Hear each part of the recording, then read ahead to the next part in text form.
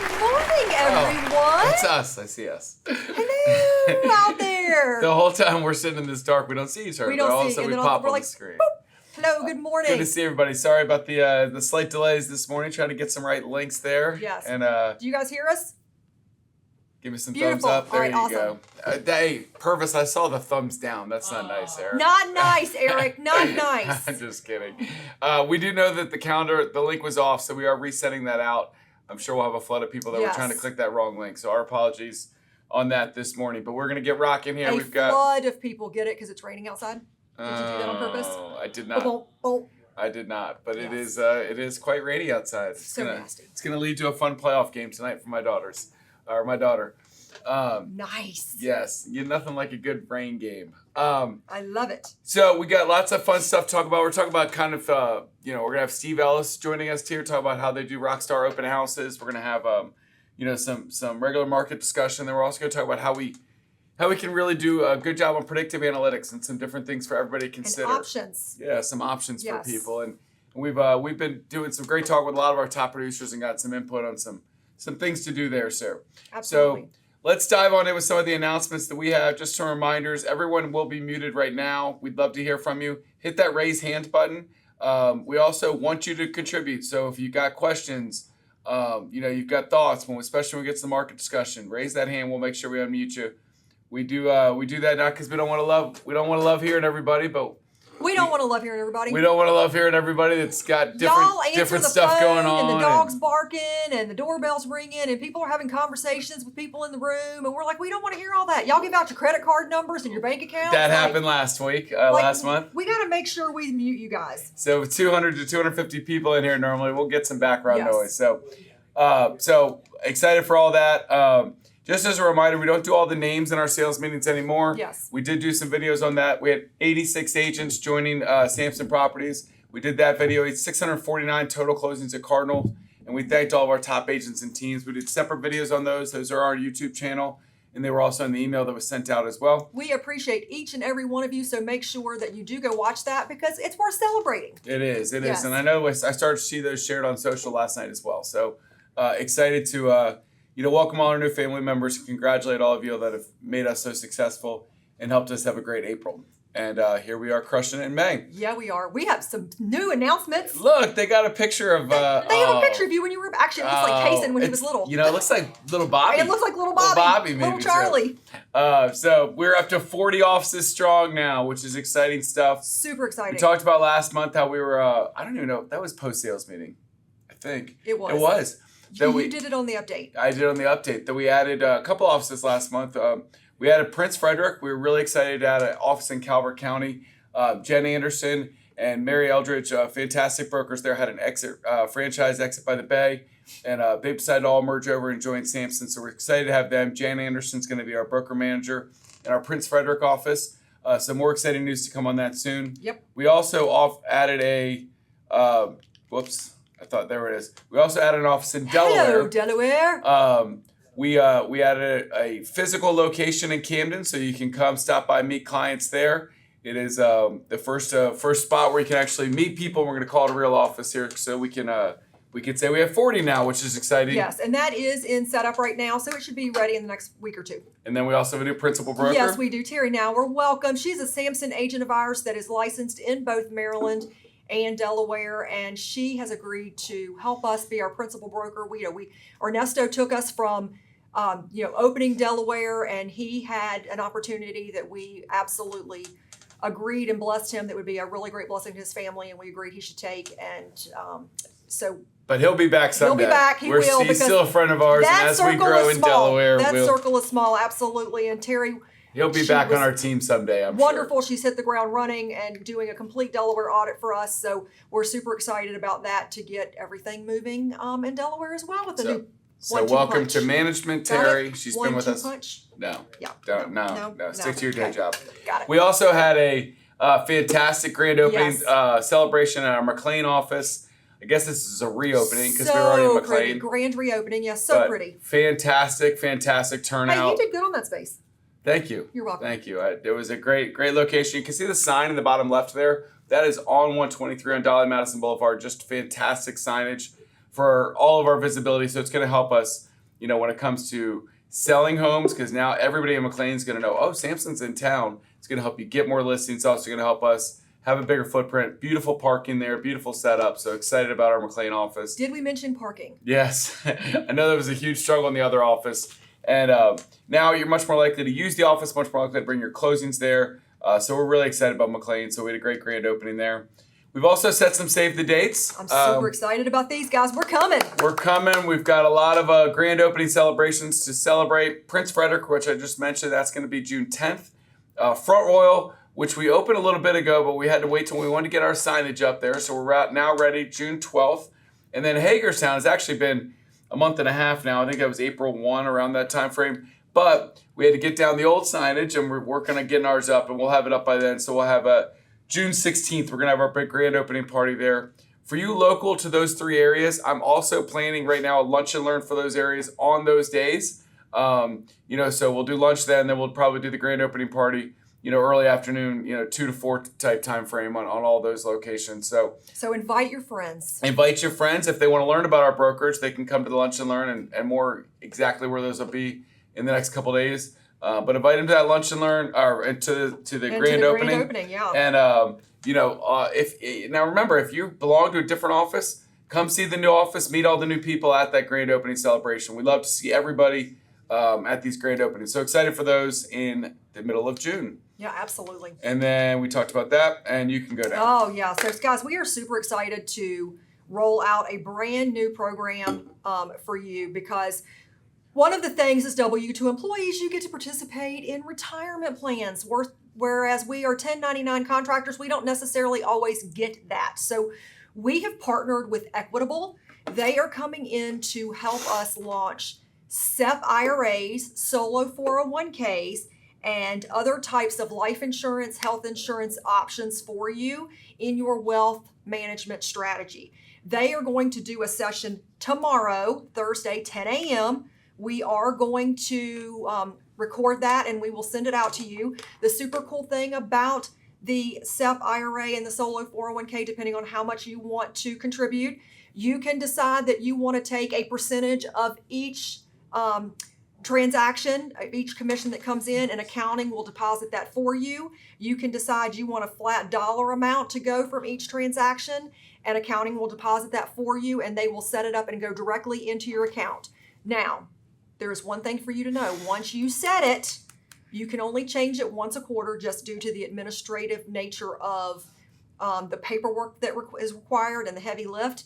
I will tell you that you want to start smaller, because if you get into the point where you're giving $2,000 or $3,000 per commission and you decide you want to cut it off this time, there will be no cutoff per se per transaction type. So we're going to do every commissionable dollar comes in, you either get a percentage or you get a dollar amount, and you can have a SEP IRA or a solo 401k, depending on what type of program you want and depending on what type of investment you want to make in your retirement plan. So we are super excited to partner with them. Again, nothing that you will have to do on your end. You will just have to sign up, and then the accounting department will take care of it for you out of your commission, and they will send it over, and you will get monthly statements from Equitable. They will be on, again, tomorrow at 10 a.m. to answer any questions that you have, to explain how it all works, to show you all the different options. And then you have the option of having a free one-on-one consultation with them to figure out what's best for your individual strategy, so that you can make your decisions moving forward and setting that up. So we're super excited to be able to partner with them, because, guys, one of the things that we don't do well as independent contractors is we don't plan for retirement. We don't pay our taxes on time. We don't plan for retirement. Whoa, Moorman. We're not good as 1099. I just heard you don't pay your taxes. What's up with that? I don't pay my taxes. Oh, on time. On time. Gotcha. You do it every year? Quarterly taxes. Who takes care of that? I just made that up. Do a better joke. I don't have one. It just rhymed. But I will tell you, it's like, that's one thing we don't do well. I'll take care of it later. And then tax time comes and we're like, oh crap, I need to go sell a house to pay my taxes. So guys, we need to do better planning, and this is our first step in helping each one of you get better setting up for your financial future. So we're super excited to roll that out to everybody. Super excited. Yeah, super excited. Our June sales meeting, as a heads up, Tuesday, June 17th. It's going to be Tuesday instead of Wednesday. I know we don't like to break traditions here, but the reason we're doing that is because Wednesday we have a big day planned for us. We're going to be International Country Club, 12:30 to 4 o'clock.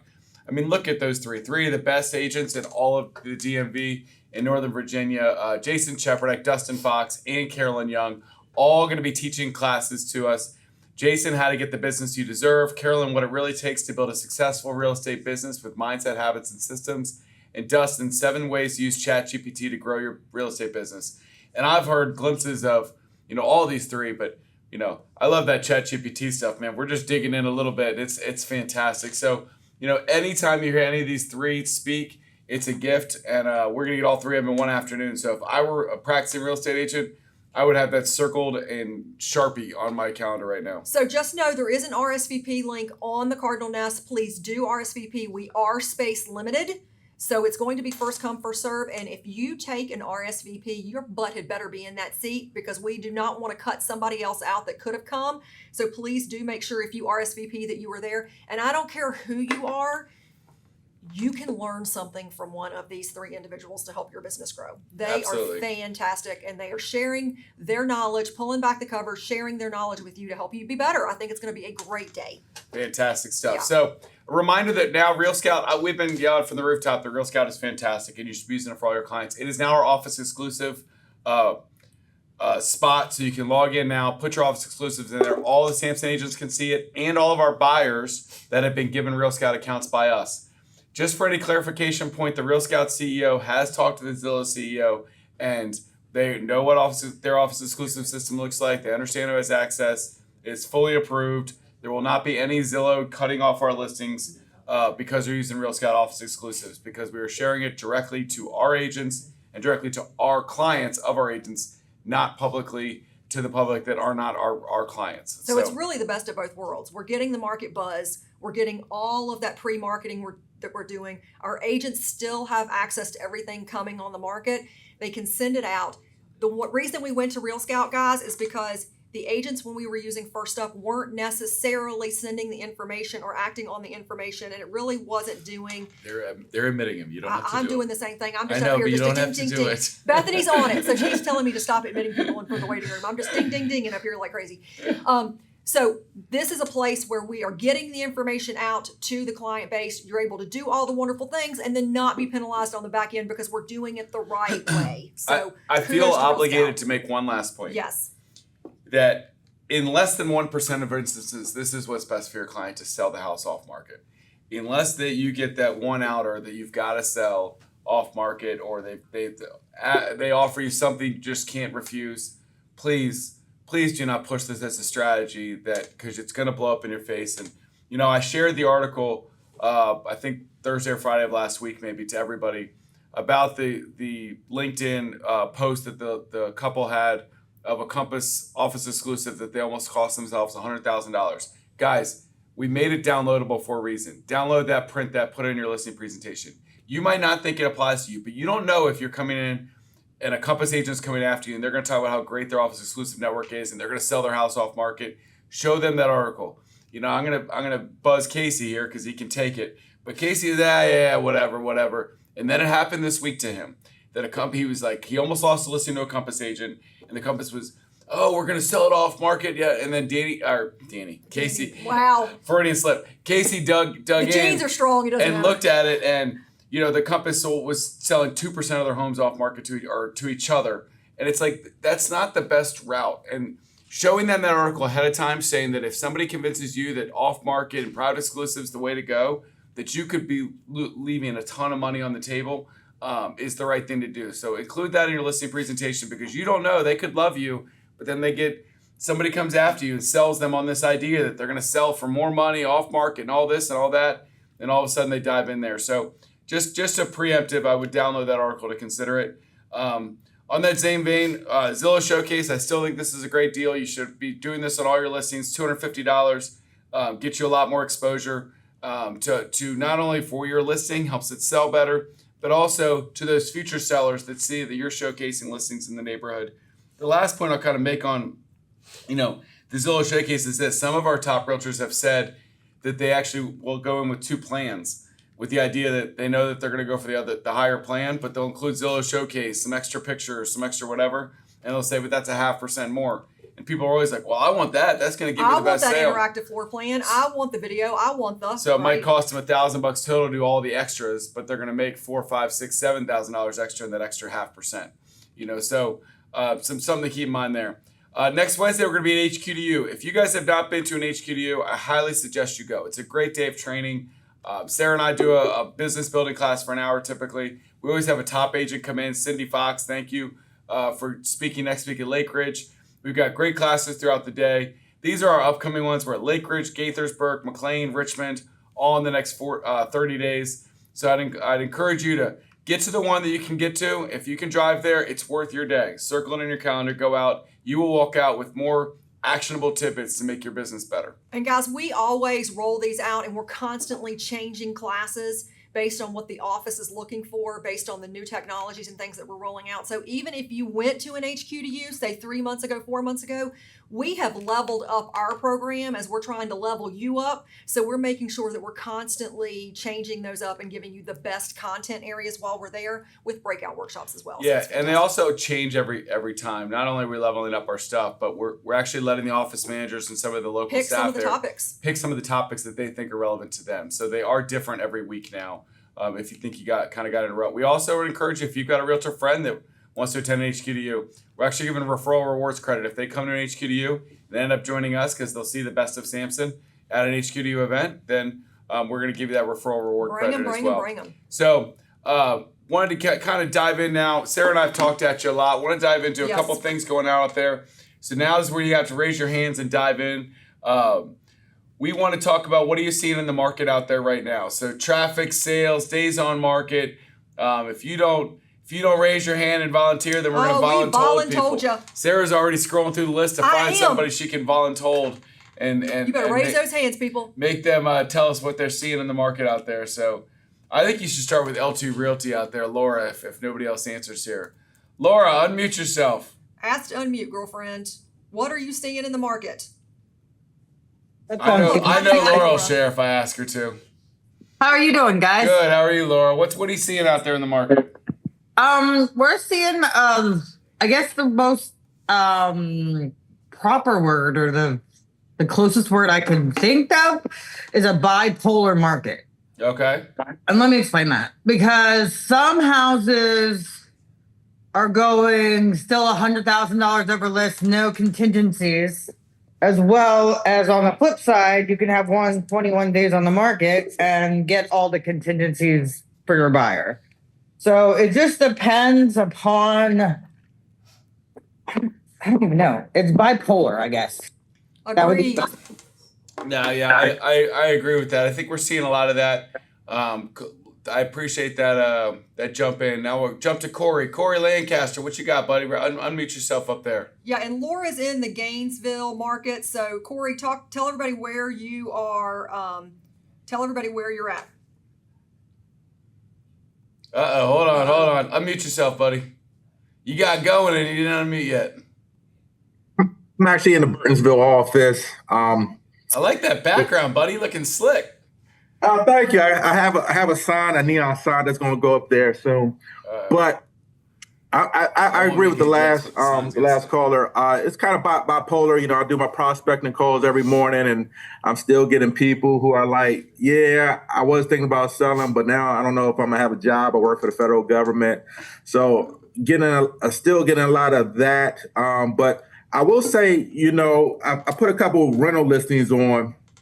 And it seems like a lot of people are telling me they're moving. Because one of my qualifying questions is why are you moving? And a lot of them are saying their landlords are selling. So it got me thinking, you know, that might be an opportunity to start focusing on these landlords. That was one of Donnie's favorite targets. I know I got an email from you guys, something about some rental leads, kind of system you guys are putting together. I don't know if you guys are going to talk about it today. But it just kind of got me thinking. I used to focus on that group a while ago, but it's something that I'm thinking about kind of putting back into my marketing strategy. I like it. Well, I'm going to give you guys a little secret because, you know, I think it's worth doing. But It's funny you say that, Corey, because that was actually a line that I used to do much of when I was selling. I called it my investor postcard. So I had 2 zip codes that I loved, and I would pull all the absentee owners in from the public records, and I would pull them into a list. It was about 1,500 homes in those 2 zip codes, and I would send them a postcard every month. And it was, I would talk about the fact that I could re-rent their house or sell it because I just wanted to gain a friend. But I wouldn't send it to the house. I would send it to the owner's mailing address, because most of these people, they're landlords, like you mentioned before, right? They might live in Arizona or Florida or Texas or California or whatever. They don't necessarily get marketed to as much because they don't live here anymore, right? So we don't market stuff to them. So they're like, that's that guy. He sounds nice. He sounds like a neighborhood expert. Let me call Donnie. And they were also a lot easier lands because I'm doing the listing appointment on the phone. They're not coming here to see it. And there's actually less maintenance and once you build a relationship, they just want you to stop by every once in a while, check on it, that kind of stuff. But you could rewrite the house for lease if you want to do that, or for sale. If you want extra credit, you could actually go in and find which rentals are expiring in the next, 2 to 4 months. If you do the math right and navigate the system and send stuff to those people, because they've either got to put the house back up for rent or put it up for sale, pretty soon here. So, sorry, they're popping stuff on my screen. I'm also finding a lot of those renters. I'm also trying to strategize with also how those renters, because some of them, paying this high rent and they make good money and they got good credit, and trying to do kind of a system to kind of tap on those people too. I was shocked at, I had a buddy that, and because I'm not in the market every day, but I had a buddy that was renting out his house. He's moving out of town, and I heard the rental price, and it's in South Riding, and so I'm pointing at Sarah because I talked to her about it. I was like, they're asking what? And they got applications. It was legitimate. I was like, that's, it's shocking. Just for the funny record, as to tell you what a small world this is, he asked me about the rental rate, and I'm like, oh yeah, my people are renting it. Yeah, they put an application for it. That's what a small world is. So I know that house, they put an application on it. I was like, what? And I was like, that's crazy. But so the rental prices, you're right. At those rates, many of them have the money to buy. And a lot of them are renting maybe because there's nothing out there that they want to buy, but we are seeing more of that inventory. So there's a market that a lot of people are going after, but those those listings of non-owner occupied properties are something to consider. I loved that stream, because you think about it, if I'm sending to a lot of times they might live in a bigger house. I'm just using South Riding. They live in a bigger house in South Riding. They're renting out that townhouse. They might have 2 or 3 townhouses, and all of a sudden, they've got 4 houses. They might be like, I'm thinking about selling this one or this one or this one. But now I'm meeting a person that I'm almost getting 2, 3, 4 times the bang for my buck on that postcard, because that person owns 2, 3, 4 houses, not just one. Well, and the other side of that too, which is so important, why that strategy works so well, and you had made the comment that they're a little bit lower maintenance. And, I talked to one yesterday, and he was going out of town. He goes, I just want to find my person. I don't want to be out of town and trying to figure out who's the neighborhood expert and who do I call and try to establish that relationship when I don't live there anymore. I want to know who my person is so that I can just call and say, please execute. And so having those dialogues and creating an environment where you can put yourself in front of them to say, hey, I'm your person, then that helps out a lot. And sometimes they just bite because they just don't want that stress of trying to figure it out themselves. I love that part of your strategy. Good. And Stephanie threw in that sidebar there. If you can get the landlord's email address, send them their market values and Real Scout, send them some marketing that way as well. And I love that part as well, Stephanie. Mr. LaFave, I see you in there. Thanks for contributing, Corey. Steve LaFave, unmute yourself, buddy. There he is, coming from the darkness. What's up, Steve? Hello, friend. Yeah, I just wanted to bring up a few points on market condition, as I have received quite a few calls in the last couple of weeks with concerned agents in regarding listings that they have that are not selling in 14 days or less. So I wanted to, if you're not aware, I was talking to Chris DiNapoli yesterday. If you're not aware, Bright has a nice tool to show you the housing trends that are going on in certain zip codes. So if you go to Bright and click on the market tab and go to home demand index, you can actually look at zip codes and it'll tell you, it gives you a ranking of what's going on in those zip codes, whether it's high demand, steady, slow. It also gives you a snapshot in regards to how many months of inventory is available in that particular zip code based on the number of buyers or showings that they're having in those areas. The other point I wanted to make as well is that there's a lot of agents that have come in over the last 4 or 5 years and have never had to deal with listings that have contingencies in them. Which is why I said you guys are killing me. If you are one of days them, is normal. if you are one of them, you should bring yourself up to speed on how these contingencies work and how to navigate your way through them, because there's a lot of you out there that are calling for broker support in regards to how to navigate a home inspection. What do I do with this appraisal contingency? All the information on these are in the actual contingency itself. But if you read it ahead of time, instead of at the last minute, you might be able to be more confident when you have to get through it as an actual listing agent. Mr. LaFave is one of our wonderful broker talent in our company. Are you recommending that people plan in advance and read addendums? Yes, ma'am. Read your contract. That's an interesting. What a concept! Interesting concept, guys. For those of you in your general, oh my gosh, the words did not come out. In your marketplace, Steve does a great contracts class. It is all filmed. It's in Samson University. Kara does them. Noble does them. We've got them in almost every jurisdiction. We've got them down. And read them now, not once your seller calls and says, "How do I do this home inspection contingency?" Read your contracts and watch those contingency classes to learn what, as a listing agent, you want to see and what, as a buyer's agent, you want to negotiate.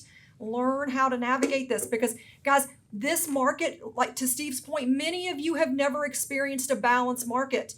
The average in the country is 120 days. We have never seen that in our area because we're so transient with commercial and residential and the money that flows in here with government and technology. But the fact of the matter is that at times we've been at 30, 60, 90 days. That is a balanced market. This buying and selling, the house going under contract with 92 offers in 3 days is not normal, nor is it healthy. So we are going back into a more healthily balanced market. Please prepare. Mr. Aladdin. Thank you, Steve. Good tips. Aladdin, you're muted. You need to unmute yourself. There we go. There he is. Well, I just wanted to mention on the commercial side, lots more listings. I'm going to say maybe 50% higher in our region between Philly and Hampton Roads, especially in multifamily and retail. So just FYI on that. I mean, a lot of folks that are doing commercial stuff. And one more point too, I'm seeing listing agreements that, for example, the agents in Virginia, and they do a representation agreement in Virginia, and then they're selling a property in Maryland or Pennsylvania. You kind of have use to your correct forms, friends. Oh, wow. That's nice. you kind of have to read your forms. The state forms are listed by state for a reason. That's not advisable, guys. Let's use the correct forms. So That's it. I appreciate all the feedback, guys. Keep those thoughts ready, because we're going to dip back to some more conversation in a minute. But I see him up there, the man, the myth, Steve Ellis. You ready to rock and roll? He's in the studio ready to roll. So I'm going to dive in. Steve Ellis and Caitlin run Ellis Properties, and they're just a real gift and blessing to Samson Properties. They do a fantastic job. Always willing to dive in and help. They also do some great stuff on video. So if you ever want to have some fun, go watch them on Facebook and Instagram and TikTok. They've got some good stuff. But Steve's going to share some great nuggets with us today. So thanks for joining, Steve. Yeah, thanks for having me. No problem. What are we diving into here? We're going to dive into our Ellis Properties Open House Playbook. So I put this together for our agents last week, actually. It was kind of when I finalized it. A little bit of help from ChatGPT of just giving them all the details of what we're doing and a little bit of edits, and we were good. Heather was awesome to turn this into a quick PowerPoint slide for everybody, just so I got some talking points and stuff to go off of. But I'm going to try to make this as interactive as possible, so I'm not just up here talking for 5 to 7 minutes. So if you've got a question, drop it in the comments and I'll get to it ASAP. All right, so we like to throw mega open houses is kind of how we call it, bringing in vendors and making an experience not only for our sellers, but for the neighbors and buyers that are all looking to eventually come into our open house. And it's one of our big lead pillars as part of our business. I know Lynn always preaches to have 3 to 4 different lead pillars, and this is one of them for us because I think it really solves a bunch of problems all at once of securing the listing. So we have a full 2 or 3 pages dedicated in our listing presentation about how we throw our open houses, all the vendors that we bring in, how successful they are, and just pictures from all the previous ones we've thrown. 2, it creates listings from the other neighbors. We're inviting all those neighbors to come in. They see basically the big party that's going on, and it helps spread the word. Everybody's goal from a listing is to get another 2 to 3 deals transaction-wise out of that one, and this really, helps. Picking up new buyers, obviously. I don't know about anybody else right now. I'd love to see in the comments of if you've held an open house in the last, month or 2, if you've had more people come through the open house than you've actually had showings, because that's kind of what we're seeing right now is we'll get 2 or 3 showings on Friday, 2 or 3 showings on Saturday morning, and then we'll hold our open houses on, Saturday and Sunday, and we're getting upwards of 10, 15 people through. So would love to see how successful open houses are going for folks right now. Let me know in the chat there. Now, are you finding, Steve, those visitors that are coming into the open house, are you finding them more, the same, or less represented by agents? I'd say a little bit more right now, but even though that proportion of people that are represented, I think we're just getting more traffic into there. So the number of unrepresented people is still very, very high, if that makes sense. Yep, absolutely. More people through, more people represented, but more people unrepresented at the same time. Got it. Yeah, I see Richard there. He did last Friday 13 showings, but 32 through 2 open houses. So that's kind of what we're seeing too. It's kind of crazy. And that's why I was like, hey, let's document this. Let's start to push it out for all the agents on my team. And then I've got directions at the very end of this. If you want the actual playbook itself, drop me an email. I've got my email address in there. I'll send it over to you. Awesome. No worries That's there. Awesome. All right. So I said it's one of our big lead pillars. And last but not least, like it helps sell the house. There are a lot of lazy agents out there that just are sending their buyers to these open houses and not even seeing the house, writing offers. Make it as accessible as possible for your sellers. And that's one of the big things that we preach during our listing presentations too. Okay, so we created the playbook. The first step is really to find the house, right? So whether it's your own listing, it's somebody else's, utilize what Samson is giving you with the Nest showing team and the Facebook group of going out and hunting for these open houses. It doesn't have to be your listing to go in there and market it, make it successful, and pick up business from it. Sure, it's great if it is your listing, but don't let that hinder you from saying, I can't do any open houses. I don't have a house to sell right now. And make sure that you're looking at far in advance too. I think I saw Stephanie Burke was looking for open houses in June, just because she's already blocking out her schedule, which I thought was super smart, rather than looking for, oh, it's Friday, I can do an open house tomorrow. Right. That's a little late to get a lot of your marketing, get the ball rolling, get some of your vendors rolling and stuff like that. And the big thing here is we like to do what we call the mega open houses. So we bring in vendors, whether that's food trucks, we've done flower arrangements, charcuterie cups. We bring in a private barista every once in a while to serve coffee. We've even brought the Vienna and chili dog food truck out there one time. Nice. So you've got a ton of options. Special text when that happens. Yeah, I would be a little upset with you that you didn't send me a little zing, say, come get a hot dog. You had to come out to Haymarket for that one. That's I all would right. We'll That's travel for all hot right. dogs. All right. But the big thing there is to make it an experience for anybody that's actually coming in and experiencing the open house. It's not just an awkward, hey, hello, how you doing? Check out the house, please sign in.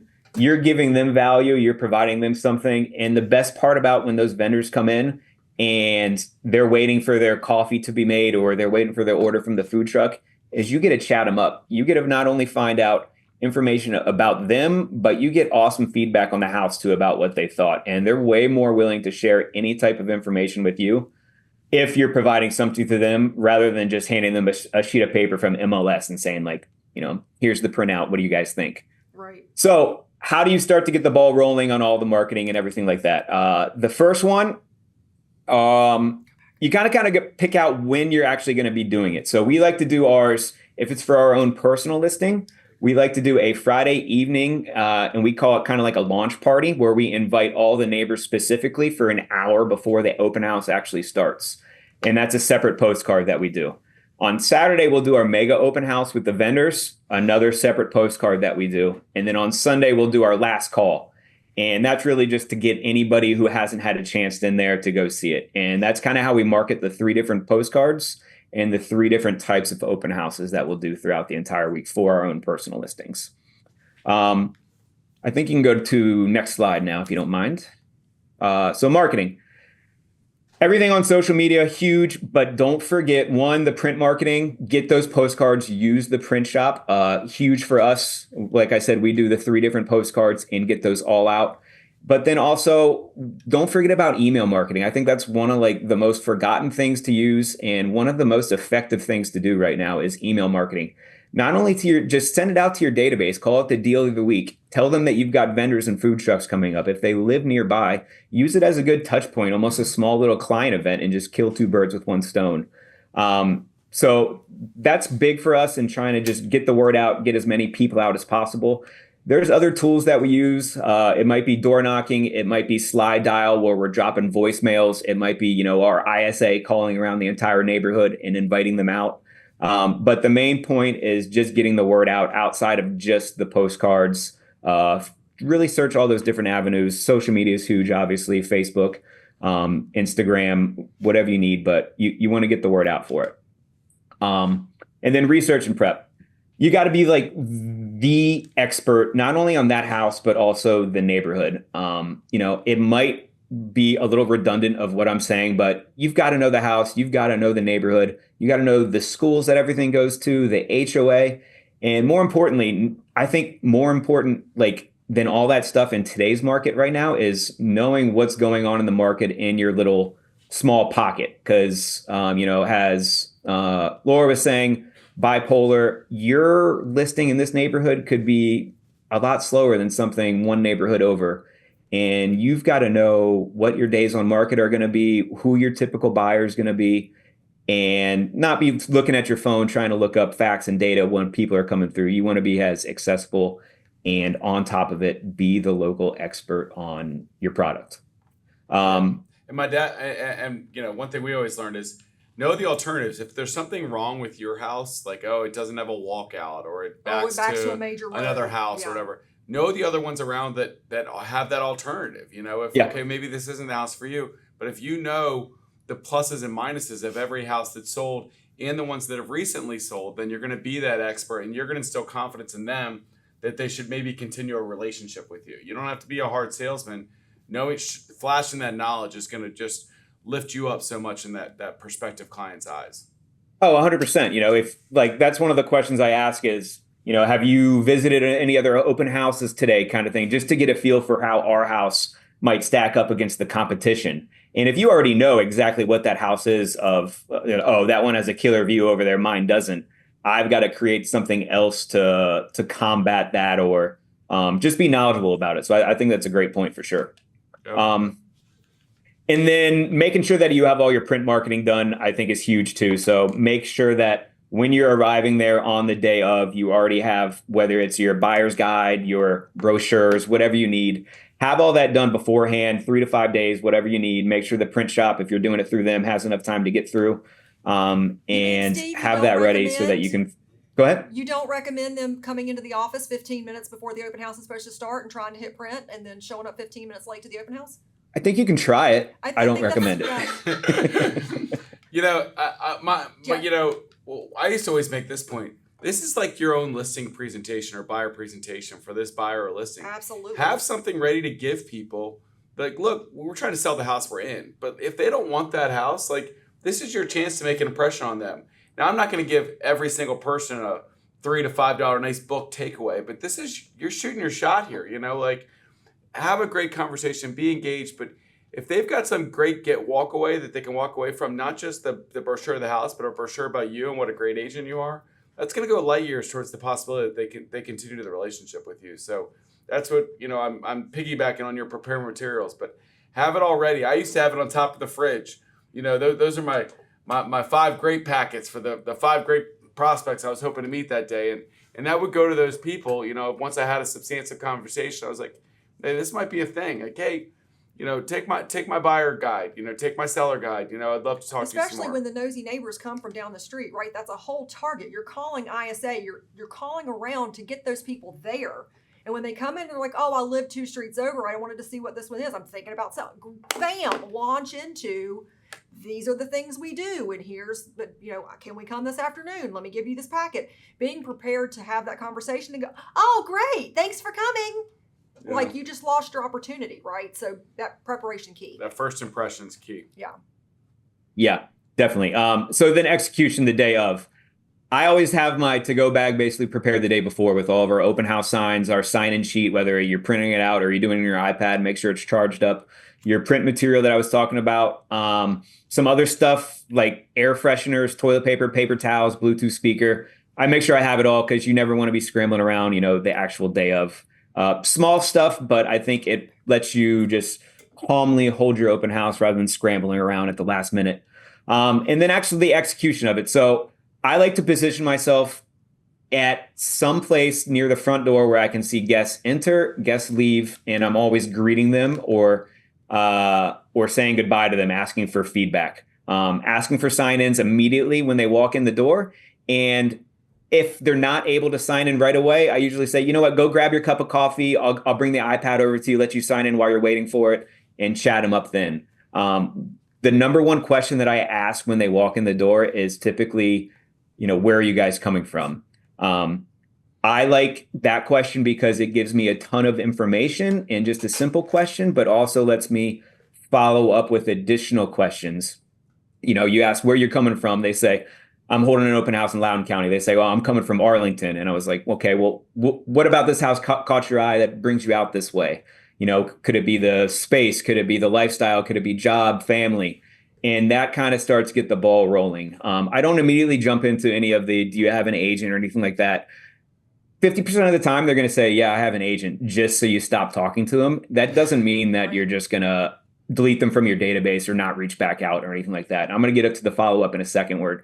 But don't let that deter you from following up. They might be lying to you if they say, hey, I've got a side contract, or you ask who their agent is and they're able to rattle off their name. Odds are they probably are working with somebody. If you ask who their agent is or who you're working with, and they fumble, they're like, oh, it's one of my friends or something like that. It may be worth following up a little bit more, in my opinion. But I'm going to jump over to the follow-up because I know I'm running short on time here. But the big thing is get everybody's data, be as nice and personal as possible, and just develop real connections with them. Don't get super salesy. Ask for feedback. Act like you're working for the actual listing agents. Take notes of everybody that's coming in through the door so that you're able to have good conversation with afterwards. All right, so the follow-up afterwards. If you're doing this open house and you're not following up afterwards, you're kind of just wasting your time. What's the point? Yeah, you checked off the box for your sellers. But if you're volunteering to hold somebody else's open house for leads and then you're just putting them in your database and you're done, then don't bother. This lead source probably isn't for you. But what I like to do, so the same day I'm sending a personalized text or a video from the actual house, thanking them for coming in and just asking for any additional feedback that I can provide my sellers. I'm not even going into, hey, do you guys want to write an offer? Nothing like that. I'm just using that as my first reach out to them. The next day, if they're just pretty much coming through the open house and I think they're a legit buyer, I'm going to see if they want to set up another private showing or if they have any additional questions, potentially making an offer. Now, I'm doing this double dial afterwards. So I'm calling them. If they're not picking up, I'm dialing right there again and trying to get a hold of them. If not, I follow up with a text message. The double dial. Double dial, that's a thing. I like it. Yeah.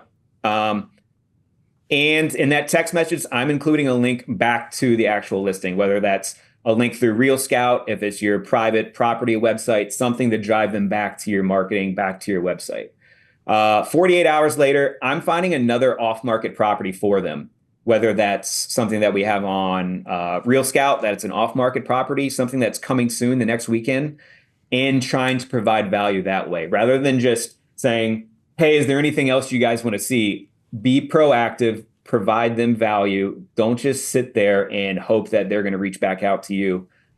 Go out and find them a house. Go out and find them an off-market opportunity. See if you can set up a buyer consult. Hey, can I get a cup of coffee with you? And just kind of figure out what exactly you're looking for so that we're on the same page moving forward. Something to provide value within that 48 hours.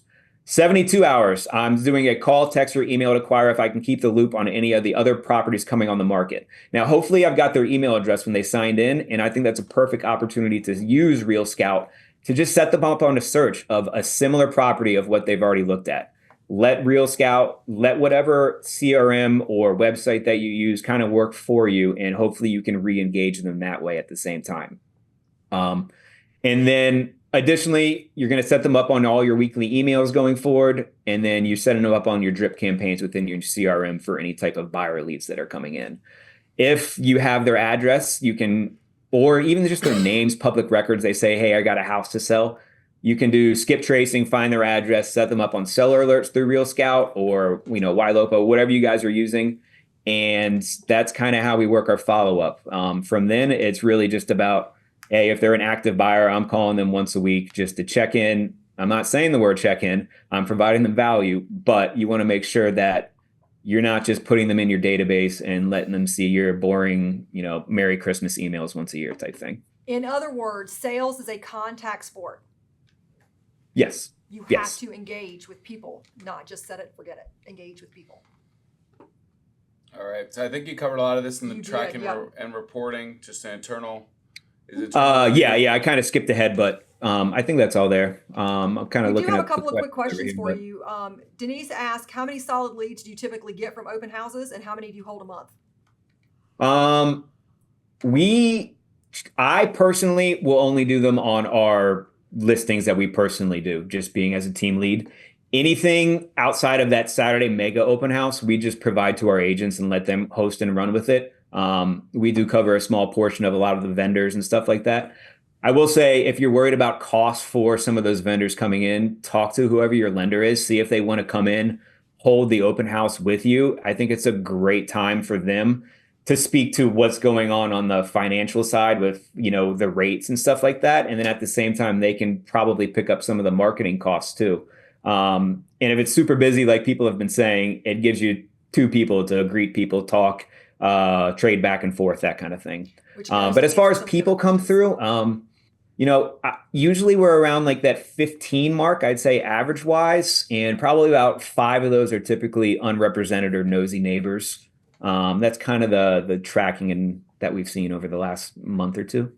I love that, having someone with you, whether it be a vendor or a partner, because it does help with Jennifer's question about, how do you handle the deluge of visitors that come in, and how do you make that connection when you can tag team back and forth and you're there with a common purpose. It helps everything go. Yeah. On Saturday, we had one out in Springfield with our barista, and we brought one of our agents on our team with us. Caitlin held it. And she needed the extra help of both of them just kind of working it back and forth. So that, or if you have if there's new agents that want to go out and shadow, feel free to come along. I'm happy to have you. Just kind of hang out, get a feel for how we hold the open houses, and I could probably use the help. But that's another opportunity too of, reach out to some of these more experienced agents and see if you can go shadow and get a feel for it. Love that. Absolutely love it. Well, thank you so much, Steve. That was a lot of great information. If you want his playbook, Steven Yes. at epsells.com. He'll email you the full playbook over. Absolutely. So Thank you. appreciate it, Steve. No problem. Rocking. Let me know when VNN's out there again, all right? No problem. Yep. Just drop me an email. I'll send it over to you. All right. Sounds good. Thanks. Appreciate it. Thank you. Now we're going to bring in the lovely Carrie Lindsay hiding behind the wall over here, Hello, our Miss president Carrie. at Cardinal Hi. Title Group. Talk all things Cardinal. So our capture rate for last I'll let month, you switch. You're good. our West Virginia average was 54%, Maryland, D.C., 35%. If we get up this slide for everybody, there you go. Average capture rates. This is percentage of buyer sides that came to Cardinal Title Group. So good stuff overall there. Love to bring some of those numbers up. This is by region. So it looks like we got some regions that are doing super strong. Northern Virginia and Central Virginia, great job. Need to lift up a couple of those regions there, and you can see which region your office is in. based on the chart there. But we're done a lot of stuff with Cardinal last month, especially in these Maryland markets, about the lunches with our attorneys, having great Q&As. So I appreciate that, and we're hopefully building up those capture rates, right, Carrie? Yes, very much so. Doing a lot of stuff now. You've joined us. You've got some April winners here, right? We do. We've got our fantastic April winners. Ann Hoffman as our processor of the month. Ann processes for DC and Maryland. She's been with Cardinal for about a year now, and she is excellent and very worthy of being the processor of the month for April. Fantastic. Congrats, Ann. We've got Alicia Grady. Alicia's in our Winchester office doing a great job for Cardinal there. She's our post closer of the month for April. And last but not least, we've got Kira Rowe. She's our Above and Beyond Award winner, and we do our votes within Cardinal, and Kira won for April, so congrats to Kira. She's also a DC and Maryland processor. Look at that. Some DC Maryland Yeah, staff. a lot of love today. Stepping it up, Yeah. getting a lot of love. That's awesome stuff. Got some courthouse closings? We do. So just to be aware, of course, everybody's probably aware this coming Monday is Memorial Day, and the courthouse is closed. It's also closed on June 19th and then Independence Day on July 4th. So we've got some days to be aware of coming up. You don't want to close on July 3rd, probably not the best day if you're the listing agent, because the courthouse is going to be closed for several days. So you just want to be aware of that. Yeah, if you're getting those in now. So July 4th, I believe, is a Friday this year. It is. So meaning the 3rd is a Thursday, and people might try to cram it there, but that's going to be super crazy. And if you don't get that recorded that day, those sellers aren't getting recorded till the following Monday, and they're paying 5 extra days of interest, to your point. Yeah, they Right. are, Donnie. And I was, the Fairfax County Courthouse was closed unexpectedly last week. And I was looking at a lot of the different payoffs to see, what kind of financial impact this has for sellers. And I saw a lot that were $60 per day. So those people, they're out almost $300 when something like that happens. And of course, this was beyond anybody's control what happened in Fairfax County. But these other courthouse closings we know when they're going to be. So you just want to avoid closing. If you have to close on the 3rd, try to do it at 9 a.m. so we can get everything recorded that same day. Cardinal Tide has been doing those great weekly contract trends reports. Those come out typically on Thursdays or Fridays. So continue to check those. I mean, you guys have been so great bringing us so many contracts. We have a lot of data that we're able to go through there and giving you where we're getting a buyer contingencies, contingencies and buyer agent compensation, days on market, all that kind of stuff. Found it interesting last week that we were still at like 57% of our contracts were on the market less than 7 days. We'll talk more about that in a second for sure. But any other great stuff, Carrie? I just wanted to say thank you. We had the best week we've ever had for incoming contracts week before last, and we are so happy. So thank you Nice everybody job, for helping us set a everybody. record. There you go. Virginia, Maryland, West Virginia, it was awesome. It's so good to see. So thank you everybody for helping us. We appreciate it. Awesome. Well, thank you to Carrie Lindsay and all Thank the great you. staff at Cardinal Title Group. Appreciate it. Corey said can't see. Is that the prevailing thing, or are we okay? All right. So Corey, it's you. Corey, work on opening your eyes. That will help. No, I'm just kidding. Sometimes the jokes hit, sometimes they don't, guys. All right. They can't all be winners. All right. So I wanted to talk about something that, we talked earlier about houses sitting on the market for a while. And, what that looks like. And sometimes when you're on the market for 2 weeks, we freak out because we don't know, well, now what do we do now, right? Well, when you're down that road, obviously, you got to adjust. You got to see what the market's doing, all that stuff. But before that, what can we do to make sure we don't get down that hole? And when Casey and I did a video 6 months ago, we talked about being in the jet stream or being in the mud, right? If you're in the mud, you've got contingencies, you're sitting on the market, all that stuff. You want to be in the jet stream. So what are some things we can do to make sure that we price ourselves appropriately from the beginning? So, this is really, we call it like predictive analytics. And we're going to work on teaching a class on how to do some of these different things. But we wanted to kind of give you a little bit of an overview of what we would do, because we're being in a lot of these discussions with some of our top agents and what they're doing and some of the ways that they're analyzing before they hit the market, if they're going to have a winner or they're going to struggle in the market here. So my advice, and I should say but It's our, I agree with you. sometimes I'll speak for Sarah and she'll agree. Sometimes I won't.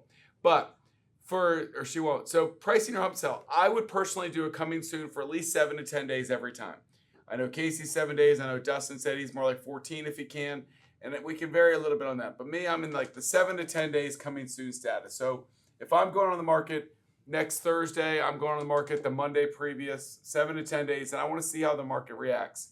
Now I'm going to analyze 4 real things here, 3 online and 1 in person as to how I'm going to have this success. And the key, guys, is I'm talking with my seller up front about our strategy on our pre-listing period. Is these are the 4 things we're going to evaluate during the 7 to 10-day period. Now on Wednesday, before we go live, the day before, then we're going to make our decision. Are we correct in our pricing? Do we need to adjust our pricing? And I'm going to pull on a couple different things here. So the 3 things you see on the board here, Bright MLS, Zillow, Real Scout pricing heating maps. Now you could have your own thing, but I think these are 3 things that are super valuable. The 4th thing is going to be showing setup in our system already, Right. or calls from realtors. So first thing, Bright MLS view hit counters. Now, why pricing matters, obviously, it sells faster, you're going to get more offers, less contingencies, all that kind of stuff. So we know all those things, right? Why it's important. So Bright MLS hit counters. Now these are real-time buyer engagement. These are buyers that are set up with agents getting emails from Bright. Now to see this, you go into Bright MLS listing, you can see your hit counter. You're going to see whether they hearted it, how many people have hearted your listing, how many have shared their listing, how many people are in there engaging with that listing right now. Now this is a big one. Casey loves this one, and he would tell you his formula is every 2 favorites is going to equal 1 contract typically. Well, that could be different in different areas. You see down there, like in West Virginia and PA and some of our more rural markets, there's going to be less showings because there's less people, so there's less hearts, that kind of stuff. So it's not, the formula is not going to be exact for every area, but find what your formula is, but it's 1 data point. If we've got 12 favorites, and then we think we're going to have some good ideas, right? We might have some good viewing, some good contracts. If we have 0 favorites or 1 or 2 favorites, I'm not liking my odds at what that looks like. So Bright MLS is 1 hit counter that I would use, right? Absolutely. And one of the things that this says, MLS says that you do this for your post-listing engagement. Guys, they're missing the boat on this. You need to do it pre-listing. You need to do it in the coming soon period to gather all of that data to use it before you go active. If you've got 0 likes and maybe a couple of maybe interesteds, but 0 favorites, and you flip it active, you're still going to have crickets if you haven't adjusted according to what the market's telling you. Use the information it gives you to be able to have those relevant pricing discussions with your seller to say, we're not getting anything here. There's a reason why we're off on price. Yep. So I like Bright MLS to view that. I know Dustin Fox and his team were big on using Zillow counters. Now this is going to be a much bigger number typically because there's a lot of looky-loos. We're gonna see how many views are in there, and we're gonna see how many what do they do? Do they call saves and shares? Saves and shares. Right? So everybody calls it different things, right? But if I've got 25 saves, great, we're in a good spot. If I've got 4 saves, that's not maybe as good a spot. On Zillow, you could have 50, 60, 70 saves. And the views is a direct correlation to how many days I've been in coming soon. If I've been in coming soon 7 to 10 days and I've got, 500 views and 62 saves, I feel like we're in good shape. Now, in the same breath, if I've got, a very low number of views and 1 or 2 saves, it's telling you a story. So the pros, obviously, like you said, we've got to have a lot more consumers in there. I'll let you talk some about that. Yeah, I mean, you're looking at the pros. You're getting a lot of people. You're getting a lot of market activity. You've got people all over the country and internationally looking at this.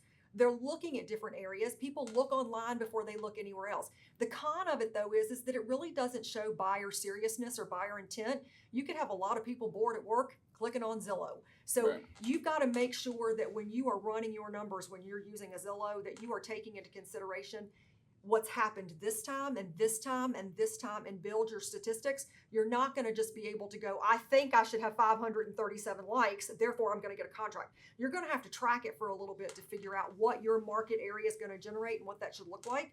But it is a great way to see the exposure that you're getting online, especially when you partner it with that Zillow showcase, right, guys? Right. You're putting it with the Zillow showcase. It's coming soon. You're tagging, you're bringing eyes in. Whenever you have those tags on Zillow, it's bringing more eyeballs. You don't necessarily know that that's buyer intent that they're looking. They could just see it and click on it because they want to know why it's showcased or special. So you've got to take some of those things into consideration as well. Again, regional tips there, making sure the traffic is indicative. Metro area traffic is going to be a lot higher than the middle of the country, right, in those rural areas. So making sure that you are taking into consideration there. The third online one I would use is Real Scout. They do a great job of showing you heat maps of where the buyer demand is. They can also tell you stuff like, okay, if you listed 725,000, this is going to have, where I'm just making up numbers here, you're going to have 500 interested people at this. If you drop to $6.99, you're going to have 1,000 interested people. Well, that changes your ballpark tremendously. So those types of stats are super valuable, and you can see the pricing heat map around that house.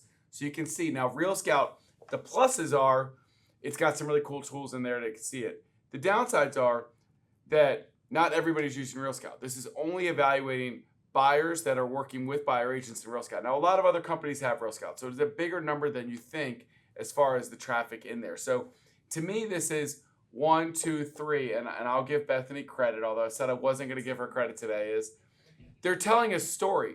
When we get a credit score, how many credit bureaus do we use? We use 3 credit bureaus, right? Because each one could be a little bit off, but when we blend 3 together, it's telling us a story. So why do I say that? If Bright shows us 1 save, but Zillow's got 722 saves, and Real Scout's got all this pricing heat map right on top of your listing, and it's got all these people looking at it, well, then all of a sudden we're like, okay, what story are we telling? But if we evaluated just one of them, then we might be getting the wrong story. But the more information we evaluate, it also comes to the seller. If we've got 1 like here, 5 saves in Zillow, and a pricing heat map that doesn't look good, and the 4th thing is showings, and nobody's called to set up a showing, I'm going to sit down with my seller on Wednesday and be like, look, guys, it's telling us a pretty clear story. Nobody's saving it on Bright. Nobody's really liking or sharing it on Zillow. And nobody's on Real Scout on this. The pricing heat map right now is not hot at this price point in this area. And I have no showings. Now I've got a lot easier story to get them to go to that 700 number instead of 725 or whatever the numbers are. Now, if I've got a ton of showings in Bright, a ton of saves in Zillow, showings have called me, and Real Scout looks, well, now all of a sudden, now I know. So I'm not taking that first offer that comes in on Friday. I know I'm in for a deluge, and I've hit the right price point.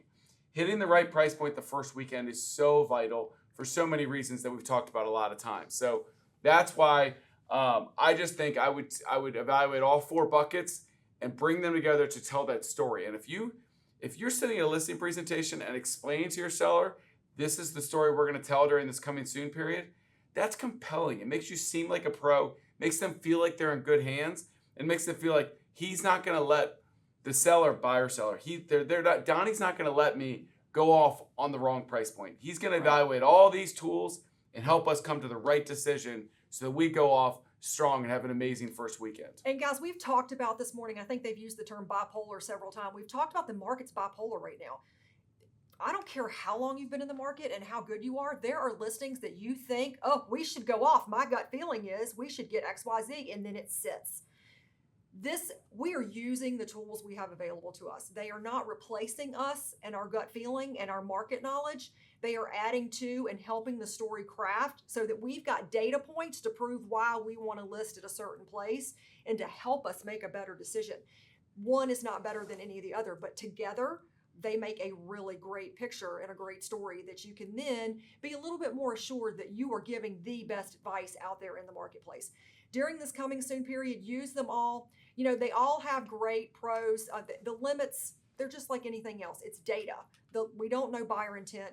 But there's going to be more casual views than not in some cases, and a limited user pool. But at the end of the day, when you put all 3 together, you're going to have a really great data to be able to share with those clients.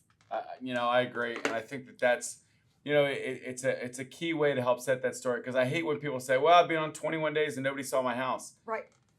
But what did you do to price and look, verify? that could be the story. So I'm not trying to pick on any listing agents that's the case, but we could have probably told you that story the 7 or 10 days ahead of time. So, and I'm curious if you're out there and you do something else outside of this, we'd certainly love to hear from you. But these are a lot of conversations we've had in some of our masterminds. Bringing some of these things together to tell a complete story is going to help you launch and get in the jet stream and have a successful listing and have a successful sale. So, and guys, 50% of the population is data driven. They're not gut feeling driven. And if you stand in front of somebody saying, well, my gut feeling is, and they're a really high dominant data driven personality, they're going to look at you and go, I don't care what your gut feeling is saying. What's the data say? Right. So being able to go armed with your gut feeling and the data answers both worlds. And the other point I would make is that we're so tied to, and the sellers are going to be so tied to, well, the one down the street sold for $720 in March. That doesn't mean 2 flips today, nope. Right? It really doesn't. Today is May 21st. This is showing you what's going on since I've gone. I'm going to go coming soon today. And in 10 days, I'm going to tell you how it's going to go May 31st because they're telling us on the internet and in person how it's going to go on May 31st. I don't care what happened March 20th. Because, by the way, that sold in January. So that was January's It market, doesn't not matter May's market. anymore. Yeah. Comps matter, but what's really matters, where's the demand for your house today? And we can see that they give us all kinds of tips. Like, let's use this to our advantage, right? Absolutely. So use that predictive We're analytics giving you the period. tools. Learn how to use them. And if you go off at the right price point, you're going to look like a rock star. You're going to have a successful sale, and things are going to go well. Multiple offers mean you get to leverage terms, conditions, dates, all that kind of fun stuff. But Donnie, I'm talking to my seller, and my seller says, I know you're telling me that I don't have any shares, and I don't have any loves, and I don't have any appointments at 600. But I really want to list at 600. So, and you're telling me you want me to put it on at 550 or 575. What happens if I don't get any then either? Then it's not worth that, right? It wasn't worth 575 then. The market is going to dictate what it's worth. We do not determine what your seller's going to get. We do not. And they don't ever have to take that. But if you're not using this and you just go with what the seller says, all right, we're going to list in 2 weeks for 600. Let's go list because that's what they want. And the last comp said 605. You're doing your seller and yourself a disservice by not poking your toe in the water. And I'm not saying you have to do exactly what we say, but you've got to do something predictive analytics wise, and I would do them all. Thoughts or questions on if anybody's using stuff like this now to help determine their price point in the coming soon, or somebody's not and intrigued by it, or questions around predictive analytics and how they could use this to help them price appropriately. Feel free to raise your hand. Bethany, say something funny. You hit the react little heart at the bottom and raise your hand. We can make Donnie sing for y'all if you want. No, we're not going to do that. I'm going to piggyback and do one more question then. Oh, Catherine has a comment. Okay, go ahead. Go ahead and unmute yourself.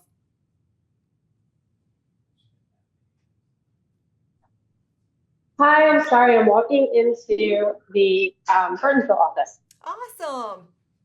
So I've actually been using this, and I'm a baby agent, so I only do like one client at a time because that's all I can handle. But my most recent listing, my seller wanted to do a price point that was a little bit high for her area. We waited it out, but I also used that stuff that we're getting from Cardinal Title.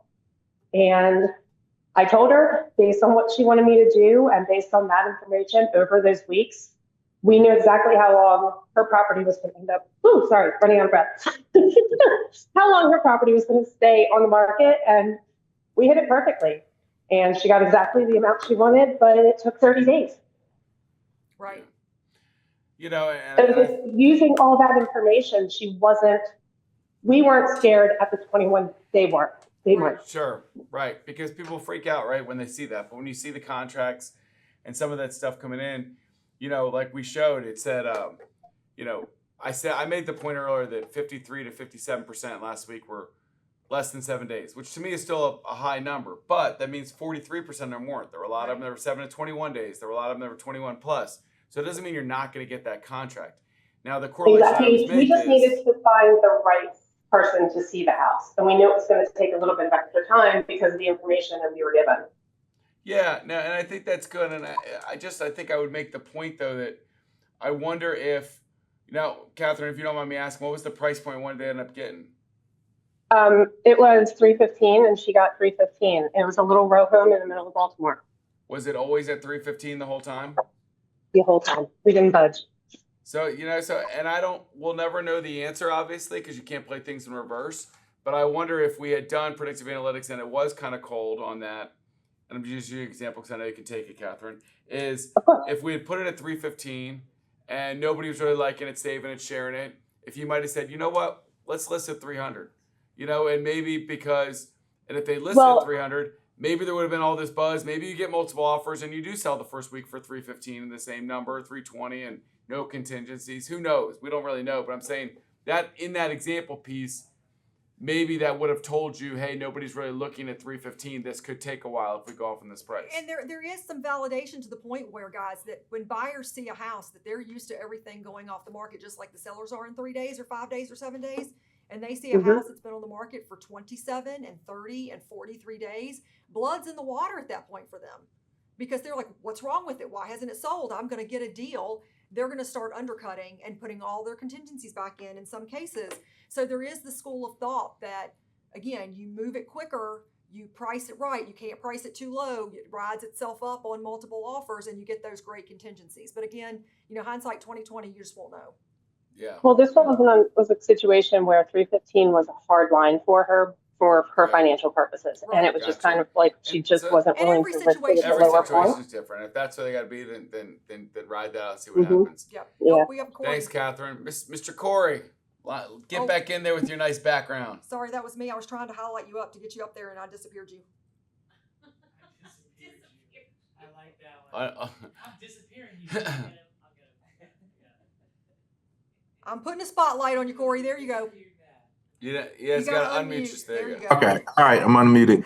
So the thing I normally like to say when someone's like, well, I don't want to list it lower, because especially if they want to come in even lower, and I say, well, I'd rather have 3 offers that you say no to, that we can kind of negotiate, than have 0 offers and we don't even have a chance Right. to negotiate.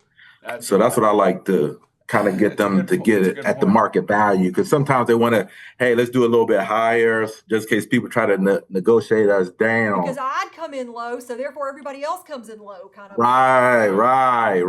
No, and we know that seller's mindset. And I think the key is, though, are they going to even look? Right. And that's the thing that I want to evaluate here is that if we're at a price point because we've gone higher because people are going to come low, well, if they're not looking online and they're not saving it online and they're not setting up showings, then they're not going to look to give you those lower offers. Right? We have to have them looking first to make offers. Well, it goes back to your analysis you use of holding the bait above the water, right? And the fish don't see it. If you stick the bait down in the water, you get that flurry because the fish know it's there. It's the same concept, right? Now we got And fish then fighting for the same just food. press upon your negotiating skills, right? Like, hey, let's list it here and let me negotiate them back up. Maybe we get multiple offers. Right.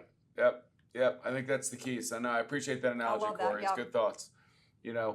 Other thoughts and questions about predictive analytics, pricing, what we're seeing, anything you're seeing in the market out there right now that you want to share, or thoughts or questions in general. I'm gonna piggyback one last question here is open house traffic. I know Steve highlighted a lot of great open house tips today. How are we seeing our open house traffic? And if you pipe in, what area are you at, and how many people did you get through in the last couple weeks at your open houses? Everybody's so shy. You guys are realtors. You're supposed to talk for a living. You have to be sharing, and everybody's hiding behind those cameras. Richard had posted that last Friday he had one with 13 total showing, 32 groups through, and 2 open houses. Bethany, I don't think people can hear you. Nobody when can you're hear you, talking. Bethany. Oh, you're telling us. So No, I we just can see repeat Richard's Bethany chat. said that Richard said. Yes. That I think he had Yeah. posted in the chat earlier that he had, I think, 32 showings or 32 people through the open house and a few showings. So it kind of jived with what Steve was saying. They were Right. seeing a few showings, yet a bunch of people in the open houses, which is fine. I don't care where they come in as long as they're coming in to see it. If anything, having those open houses gets you the real showings and the fake showings, like I used to call them. But the fake showings. But the fake showings are people too that I want to make my client, right? That I can impress with my market knowledge, my research, and all my materials there, and I can hopefully make a relationship there. So, well, good. I think that in general, we do a lot of this market report stuff, but I don't love the monthly reports, to be honest, because they trail. So when we talk about April data, well, those were April closings. They were written in February or March, and today's May 21st. I would encourage you to really lock in on the weekend updates. That material is to the day. I mean, we're talking about that material comes out Tuesday, Wednesday. We're saying it Friday, but it's the last week's. How many showings? How many contracts? How much active inventory do we have out there? So that's the most up-to-date data that we can give you. And that really gives the pulse of what the listings are out there. I would also give you one, if we could type this in the chat, I believe it's Bright MLS/DC Market Report. What they do on that page, guys, is it digs into every single county. So, and every single jurisdiction, because I know that we give broad. I don't think there's a space in market I know. report. I got. But you can try either one. That's fine. But if you want to go to that website that brings great stuff. So if you're like, okay, well, I want to know how the Arlington market is, or I want to know how the Frederick market is, or whatever your specific area is, they actually break it down really deep, and that's still by the week data as far as showings and contracts and inventory. So it's really super valuable if you're working in a micro market. So I love that, and that Bright MLS, the one Steve said earlier, going to that market data button and seeing that market index, the heat maps on all the different areas. Guys, so you have use got the to, tools. more than any other time in history that I can remember, and Donnie and I have done this for a minute, we have got so many data points at our fingertips to use, and you have got to be using data to stay on top, to price these properties and to educate yourself so that you can be the market expert and educate others. I know I'm preaching to the choir here, but attending those masterminds, going to the round tables, going into the office and learning what's going on is key to you being a good, strong professional agent and representing your clients in the best way possible. Yes. So love it, guys. I want to thank everybody for jumping in here today and participating with us. Thanks to Steve and all sharing all the open house stuff. I really would encourage you to do your markets research, like Sarah just said, all the time, but especially ahead of time, so that you launch in the best way possible. We're here for you. We love to see you at the HQDUs, all the great openings. At the Mega Training Day, we've got June 18th. We're here to help you succeed. If we can help you in any way, let us know. Thank you for your amazing support. Continuing to refer realtors to us to talk to and join our family. And we would love to have all of those new contracts written in Cardinal Yes. Title so we can help you on the title side too. Please continue to support Cardinal Title Group the best you can. We've got great staff and continue to add to them. And the more you support us there, the more we can pour back into making Samson and Cardinal the best two companies they can be. So Yep, and guys, don't forget, mark those calendars for tomorrow at 10 for that equitable class if you are interested in putting your money to work for you in wealth management. Super excited. You like a good retirement plan? We Sure. love a good retirement plan. Got it. Well, Plan thank you. for your future. Thank you all so much. I do think that's important. It's important. It was a little boring, but thank you. We'll see you all soon. Thank you for your amazing support, making the Samson family, Samson Properties and Sam Family the best it can. So we will see you all around soon. Absolutely. Take Have care. a great week, everybody.